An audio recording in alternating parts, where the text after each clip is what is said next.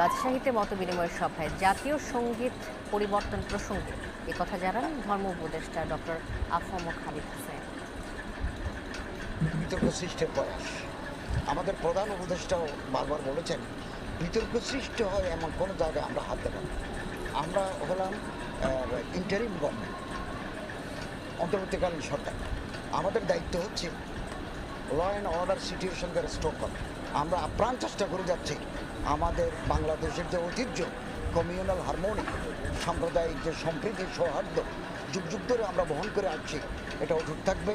এবং আমি কেবল মুসলমানদের উপদেষ্টা নই, আমি হিন্দুদেরও, সনাতনী ভাইদেরও, বৌদ্ধদেরও, খ্রিস্টানদেরও, তাদের যেমন অধিকার আছে মুসলমানদেরও অধিকার সমান।